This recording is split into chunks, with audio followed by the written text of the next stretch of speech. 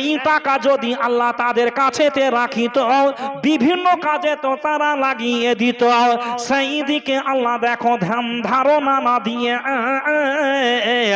যাহা দাম দিল আল্লাহ তোমারও রাখেতে।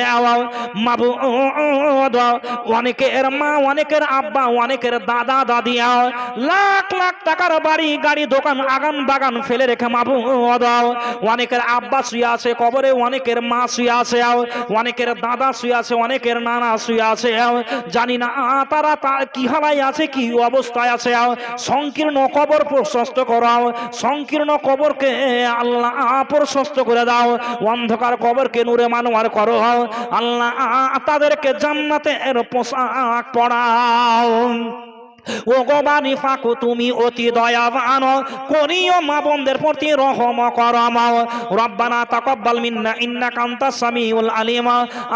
আমিন আল্লাহুম্মা আমিন। আসেন ভাইরা আমার, হয়তো প্রধান বক্তা চলে আসবেন, শীতের রাত, ঠান্ডার রাত, ইনারাও বেশি দেরি করবে না। তবে ভাই বাপজি মা বোনদের খবর, এটা এমন একটা জায়গায় দিচ্ছেন দান, এমন একটা পাওয়ারফুল ইবাদত। কি নাম ভাই আপনার? হ্যাঁ, আপনার নাম? আপনার নাম কি? আচ্ছা, যাই হোক, আপনার দাদুর জন্য আপনি 500 টাকা দিলেন। আল্লাহ, আচ্ছা যাই হোক, দাদু মারা গেছে, দাদুর জন্য আল্লাহ আকবার, আমার ভাইজান 500টি টাকা তোমার ঘরে দিলেন। জাযাকাল্লাহু বারাকাল্লাহ। আল্লাহ তাই সাহেব ভাইজানের দান গ্রহণ করুন। আল্লাহ তার দাদুর কবরকে নূরে মানোয়ার করুন। আল্লাহ সংকীর্ণ কবরকে প্রশস্ত করো। দাদুর জন্য ভাই, দাদুর জন্য ভাই আল্লাহ 500 টাকা জীবনের পাপ রাশি করে দাও ক্ষমা।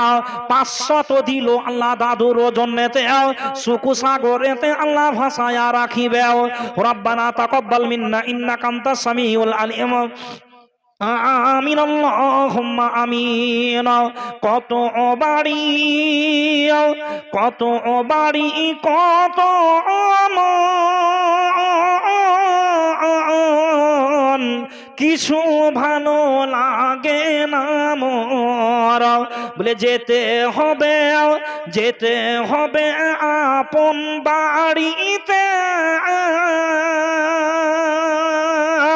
সজনী তোরা আতর গোলাপ ছিটিয়া দে মোরে,